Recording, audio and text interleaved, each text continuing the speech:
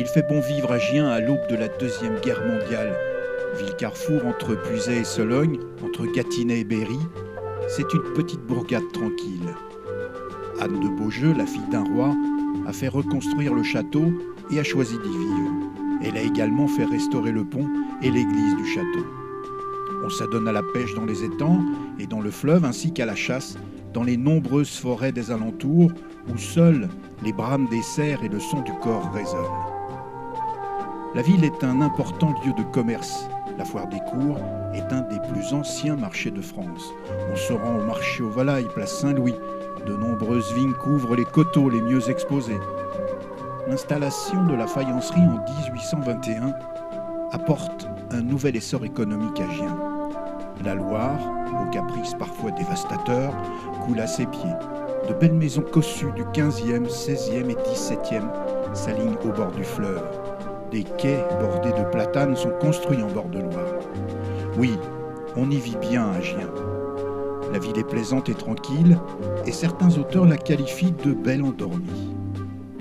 Hélas, ce n'est pas le baiser d'un prince qui va réveiller cette princesse au matin du samedi 15 juin 1940.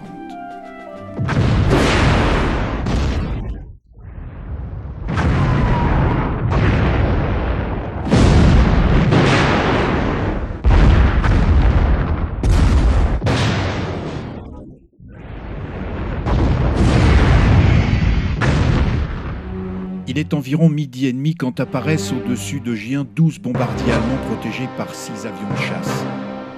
Une première bombe tombe sur l'église du château. Sous le souffle de l'explosion, une partie du presbytère s'effondre. Presque en même temps, un autre projectile tombe dans la cour du château, tuant 19 vieillards qui attendaient qu'un autobus vienne les chercher pour les évacuer.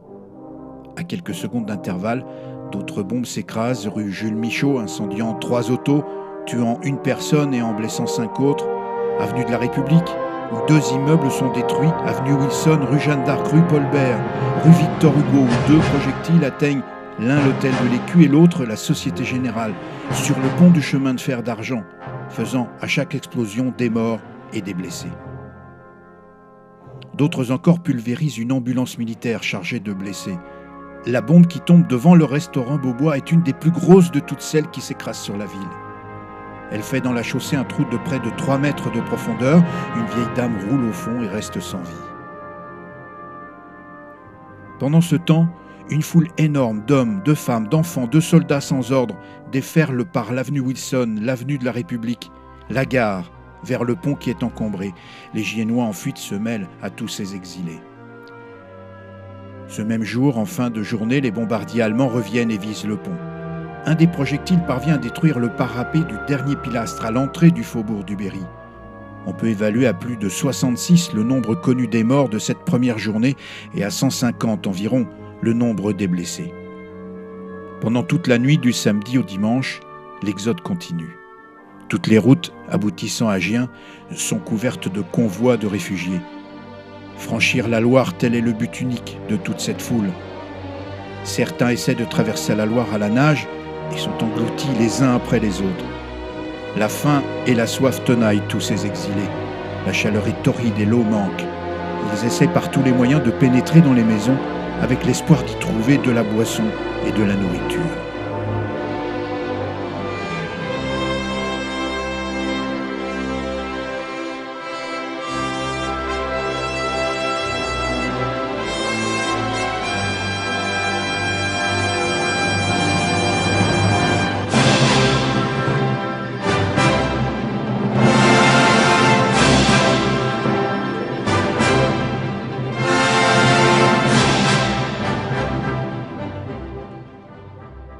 Dimanche 16 juin, les bombardements par avion se succèdent toute la journée. Vers 15h30, l'hôpital prend feu. L'incendie se propage à tout le quartier. Une grosse bombe tombe également place aux Herbes sur la maison de M. Depay, chapelier, et 2 autres sur les immeubles voisins des Nouvelles Galeries. Le quartier du Pont est particulièrement visé. Place du Pont, le spectacle est effrayant. Des hommes, des femmes et des enfants gisent à terre dans des mares de sang, au milieu de débris de toutes sortes, des cadavres de chiens et de chevaux et des voitures carbonisées. Les soldats de la 23e division d'infanterie avec les hommes du 32e régiment arrivent à Gien dans la matinée du dimanche. Ils sont chargés de la défense de la Loire. Mais l'armée allemande approche et débouche près de l'étang de Machaut en fin d'après-midi de ce dimanche tragique. Sur la route d'Orléans, un important convoi militaire qui comprend de nombreuses voitures sanitaires accompagnant les troupes françaises se dirige vers Gien. Un régiment de tirailleurs sénégalais forme l'avant-garde. Les soldats prennent position, on forme un rideau défensif. Les morts qui s'entassent sur le pont et sur les quais sont jetés dans la Loire recouverts de bâches. Il y en a plus d'une centaine. Réfugiés et soldats continuent à traverser la ville livrés au pillage. En fin de journée, des bombes incendiaires s'abattent sur le quartier du pont. Les maisons par paquets s'effondrent dans les flammes. Partout, des restes de voitures calcinées, des charrettes pulvérisées, des chevaux tués et des cadavres empilés à la hâte. Les maisons qui flambent illuminent tout cela sinistrement.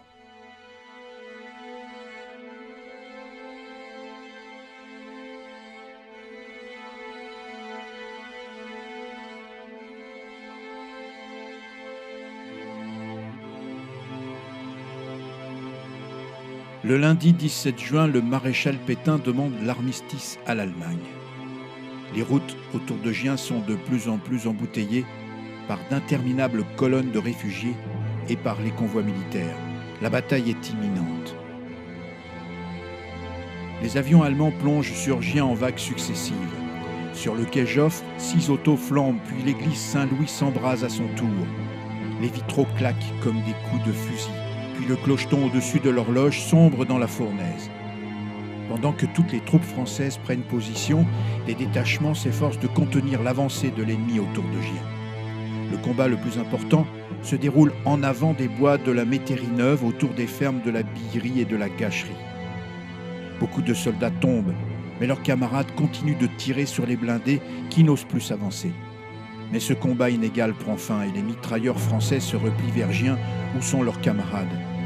Entre la Gâcherie et la Métairie-Neuve, on a relevé plus de 40 soldats français tués au cours de cette bataille.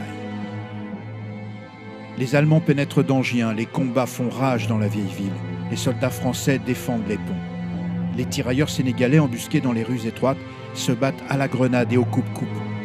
Les soldats du 32e régiment d'infanterie résistent courageusement à l'assaut des troupes allemandes qui tentent de traverser le pont et les forts se replient.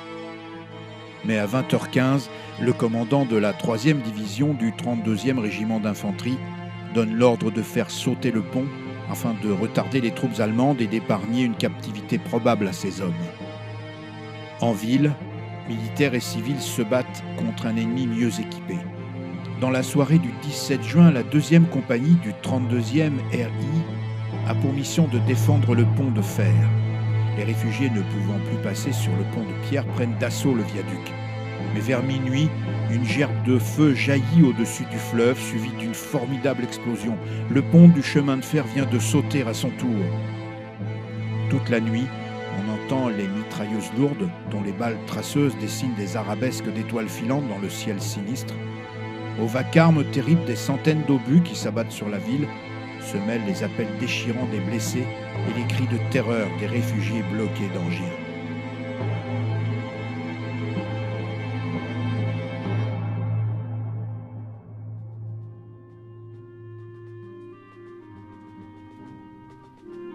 Toute la journée du mardi 18 juin, les combats reprennent. Les Allemands essaient de passer un par un sur le parapet gauche du pont encore en place, mais ils sont repoussés. Vers 18h, l'artillerie lourde française s'est tue. Les derniers obus tombent sur Gien qui n'est plus qu'un amas de ruines en proie aux flammes. L'ordre de repli est donné. Les soldats du 32e régiment d'infanterie quittent les bords de la Loire qu'ils ont si courageusement défendus.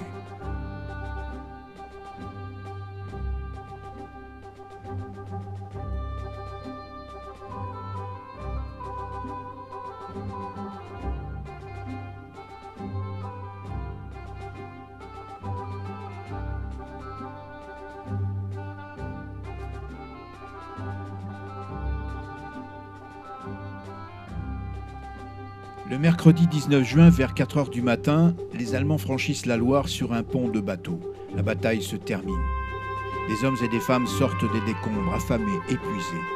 Ils veulent quitter cette cité maudite, seule une vingtaine de Giennois restent sur place. À la caserne, 3000 soldats sont rassemblés, ils sont prisonniers. La Ortskommandantur est déjà installée au 8 avenue Wilson. Gien est occupé par les Allemands. Il est 21h30 quand le château, témoin de tous ces drames, s'embrase. La charpente est en flammes. Un miracle se produit, un orage éclate et la pluie torrentielle éteint le feu. Le vieux château est debout. À ses pieds, la ville est en ruine et la Loire coule, imperturbable, teintée de pourpre. Gien a été touché en plein cœur. Toute la partie de la ville adossée au château, c'est-à-dire le centre commerçant de la ville, est détruite.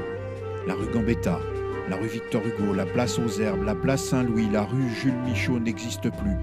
Il n'y a plus qu'un immense amoncellement de pierres emprisonnant des voitures, des camions militaires incendiés, broyés par les bombes. Les carcasses calcinées de véhicules s'accumulent sur les quais et même dans la Loire. C'est une vision d'horreur qui attend les exilés qui reviennent à Gien.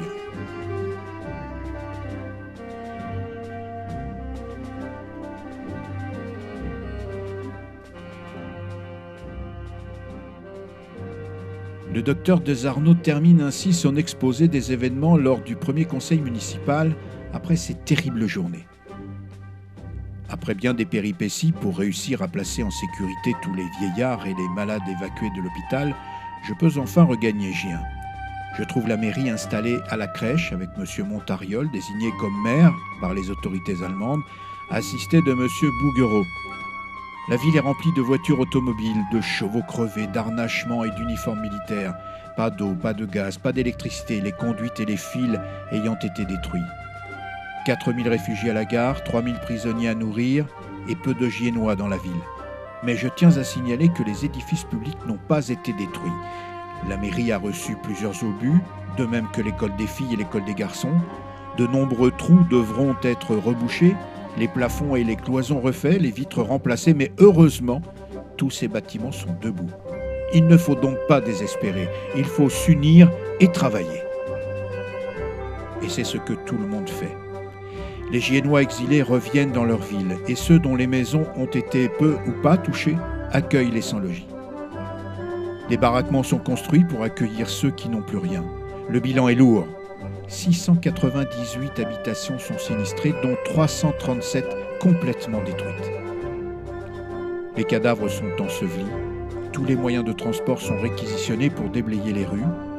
Les soldats français prisonniers participent aux travaux de dégagement sous la direction des Allemands. La vie reprend peu à peu. Les Allemands qui occupent la ville logent à l'hôtel du Rivage. Mais on commence à parler de reconstruction de Gien et celle-ci est confiée à un architecte parisien, M. Laborie. Celle du château et de l'église Saint-Pierre à des architectes des Beaux-Arts.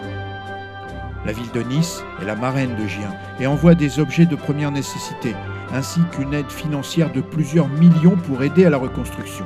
Un quai de Gien va porter le nom de quai de Nice. Gien, comme le phénix, va renaître de ses cendres, plus belle encore.